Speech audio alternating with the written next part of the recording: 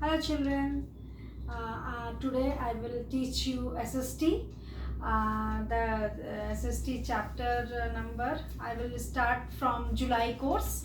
The lesson of number 3 is deleted, and I will start from lesson 4.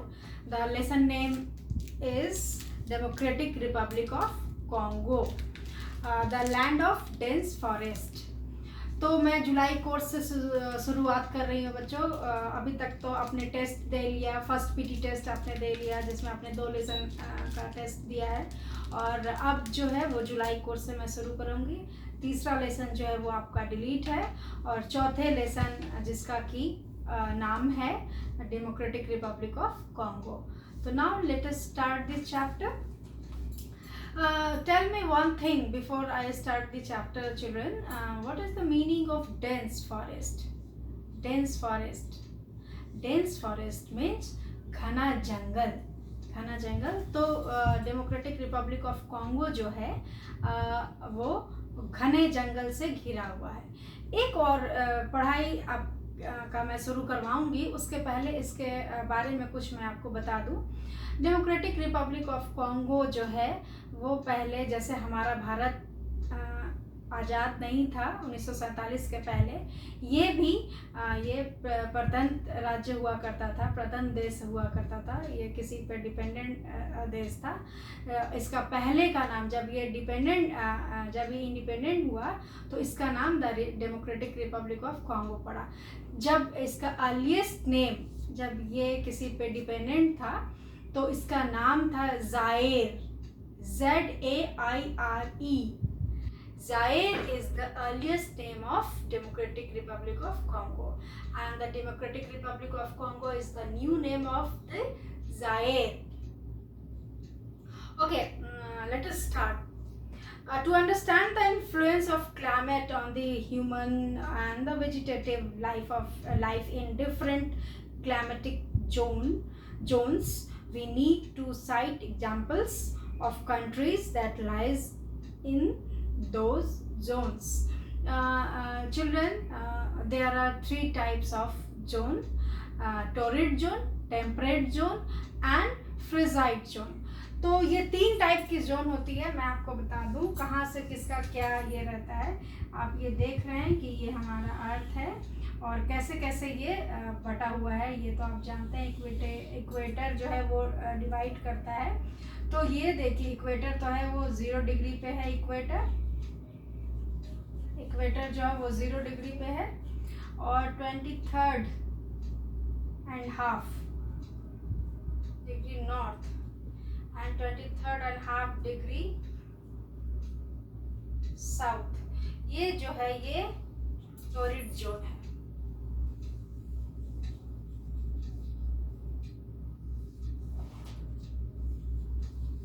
Torrid zone है. 23 इसलिए 66 ये north pole है, ये south pole है, ये ईस्ट है, ये वेस्ट है. 26 से 66 23 से जैसे ऊपर की ओर बढ़ेंगे, it means Arctic circle,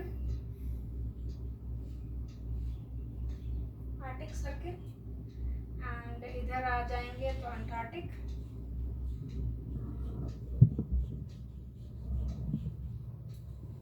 Antarctic, 66.5 degree north and 66.5 degree south. ये जो जोन होता है ये टेम्परेट जोन होता है.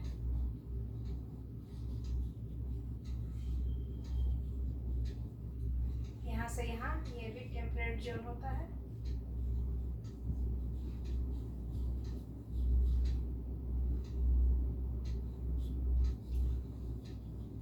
और ये 66 to pole and 66 to pole frigid zone.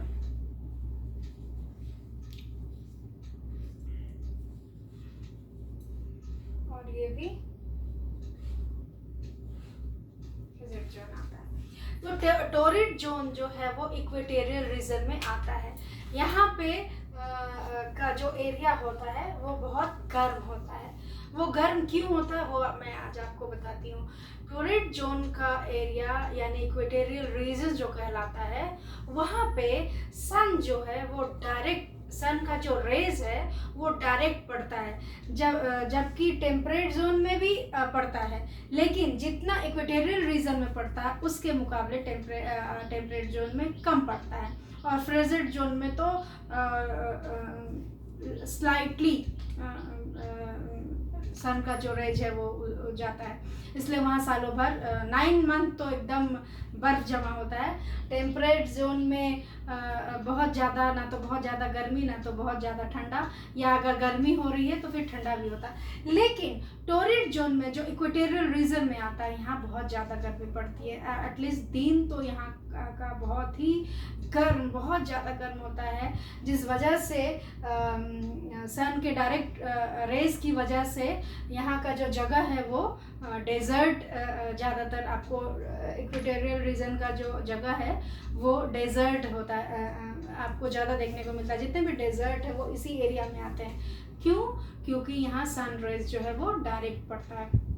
और डेमोक्रेटिक रिपब्लिक ऑफ कॉन्गो जो है, इसे इक्वेटोरियल रीजन भी कहते हैं, क्योंकि इक्वेटर का जो लाइन है वो यहाँ से होके गुजरता है। अब हम लोग इसके बारे में जानेंगे। मैंने आपको बताया कि इसके बारे में मैं आपको लोकेशन बताऊंगी, क्लाइमेट बताऊंगी, वेजिटेशन बताऊंगी, वाइल्ड लाइफ बताऊंगी, लाइफ ऑफ पीपल बताऊंगी, मिनरल्स बताऊंगी, occupation, transport and political system. तो डेमोक्रेटिक रिपब्लिक के सारे चीज़ों के बारे में हम लोग जानेंगे। तो ये तो इक्वेटोरियल रीजन में आता है। क्यों? क्योंकि इक्वेटर यहाँ से होकर गुजरता है, और ये टोरिड जोन में आता है, और टोरिड जोन का जगह जो है वो गर्म होता है। वो क्यों होता है वो मैंने आपको बताया। तो सबसे पहले हम लोग इसके लोकेशन को जानेंगे। The equator passes through this country. It is one of the largest country of Africa and has an area of about 23.5 lakh square kilometers. और इसका लोकेशन जो है, पहले भी मैंने आपको बताया कि इक्वेटर जो है इस एरिया से होकर गुजरती है, और इस कंट्री से होकर गुजरती है, और ये डेमोक्रेटिक रिपब्लिक ऑफ कॉन्गो जो है वो अफ्रीका कॉन्टिनेंट में आता है, और इसका एरिया का जो मेजरमेंट किया गया है लगभग 23.5 लाख किलोमीटर का इसका एरिया है। One more thing about the Democratic Republic of Congo is Democratic Republic of Congo is surrounded by 9 countries. So we are called landlocked country. इसको डेमोक्रेटिक रिपब्लिक ऑफ कॉन्गो जो है वो 9 कंट्री से घिरा हुआ है, जिस वजह से इसको हम लोग लैंडलॉक्ड कंट्री के नाम से भी जानते हैं। और आप देखते हैं कि ये 9 कंट्री कौन कौन सी है। The 9 countries are they are Angola, Namibia, Tanzania, Burundi, Rwanda, Uganda, South Sudan, Central Africa Republic and Congo. तो ये सारे 9 कंट्रीज जो है इसके चारों बगल है। इस वजह से इसको एक उपनाम दिया गया है, वो उपनाम है लैंडलॉक्ड कंट्री। तो landlocked, which country is known as landlocked country? Which country? Democratic Republic of Congo. Okay, do you know children which is the largest river in the world? Yes, of course, Nile is the largest river in the world. And in Congo में भी नदियाँ होके गुजरती हैं। ये इसका नाम है, बहुत लंबी नदी होके गुजरती है कॉन्गो से, जिसका कि नाम कॉन्गो रिवर दिया गया है, और ये वर्ल्ड का 2nd लार्जेस्ट है। Congo river is the 2nd largest river in the world. And और यहाँ लेक भी है जिसका कि नाम है Albert, Edward, Kivu and Tanzania. अब हम लोग इसके क्लाइमेट के बारे में जानेंगे। Our second topic is climate. This is I deal about the location and let us see about the climate. The climate of the Congo is tropical and heavy rainfall occur almost daily. The main feature of tropical climate is tropical climate। यहाँ का जो वो tropical है, यहाँ सालों भर बारिश होती है। और इसके जो मेन फीचर्स हैं, ट्रॉपिकल क्लाइमेट का जो मेन फीचर्स होता है वो हम लोग देखते हैं। Rains throughout the year, high temperature throughout the year, high humidity, uncomfortable daytime, comparatively pleasant evenings and nights. तो ट्रॉपिकल क्लाइमेट का जो ट्रॉपिकल क्लाइमेट का जो एरिया है, वहाँ का जो क्लाइमेट होता है वो बहुत ह्यूमिडिटी भरा होता है, बहुत हॉट होता है, बहुत ड्राई वेट वाला होता है, बहुत वेट क्लाइमेट होता है। वहाँ सालों भर बारिश होती है। दिन चूँकि वो इक्वेटोरियल रीजन होने की वजह से सन का जो रेज है वो बिल्कुल स्ट्रेट पड़ता है, और स्ट्रेट पड़ने की वजह से दिन जो है वो बहुत गर्म होता है। लेकिन आफ्टरनून मतलब दोपहर के बाद यहाँ बारिश होती ही होती है, जिस वजह से शाम और रात जो है वहाँ इस रीजन का, टेम्परेट क्लाइमेट वाले रीजन का, बहुत ही इक्वेटोरियल रीजन का बहुत ही सुहावना हो जाता है।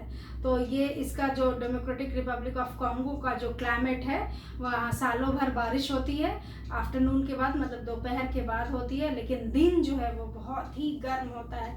और यही बारिश की वजह से वहाँ डेंस फॉरेस्ट होता है, क्योंकि बारिश तो सालों भर होती है और आप जानते हैं कि जहाँ हरियाली होती है वहाँ बारिश बहुत होती है, और बारिश की वजह से हरियाली होती है, तो दोनों एक दूसरे के पूरक हैं। इस वजह से वहाँ का क्लाइमेट जो है वो बहुत ही शाम में और रात में बहुत ही प्लेजेंट होता है, लेकिन ह्यूमिडिटी भरा होता है। इसलिए क्योंकि आप सभी जानते हैं कि जब गर्मी बहुत ज़्यादा बढ़ती है और बारिश होती है तो वाटर वेपर जो है वो बन के पूरे एटमॉस्फेयर में छा जाता है, और जब वाटर वेपर जब पूरे एटमॉस्फेयर में छा जाता है तो ह्यूमिडिटी बढ़ जाती है और गर्मी और ज़्यादा लगती है। तो वहाँ का क्लाइमेट वैसे ही है, ह्यूमिड वाला क्लाइमेट है, वेट और हॉट क्लाइमेट है, वहाँ का पूरे साल रहता है। Rainfall occur all the year round, and this and is called the convectional rain. It rain in the afternoon after the scorching heat of the midday. और इतना convectional rain का मतलब मैं आपको बताती हूँ, type of rainfall especially in tropical area where ground is heated from the hot sun. convectional rain का मतलब होता है जब बहुत धरती जो है तप जाती है दोपहर की गर्मी से, और उस पर बारिश होती है, और वो जो वेपर निकलता है उस वजह से ह्यूमिडिटी बनती है, तो उसी को कन्वेक्शनल रेन कहते हैं। तो मैं इसको इस वीडियो में यहीं तक करती हूँ। फिर मैं नेक्स्ट वीडियो में आपको इसके और टॉपिक्स के बारे में बताऊँगी। तो जितना भी मैंने बताया बच्चों, आप अपने घर पे रीड करिए और इसको समझने की कोशिश कीजिए कि क्या मैंने आपको बताया है। तो फिर इसी आशा के साथ मैं आपके साथ फिर दूसरे वीडियो में मिलती हूँ। Okay, bye, take care.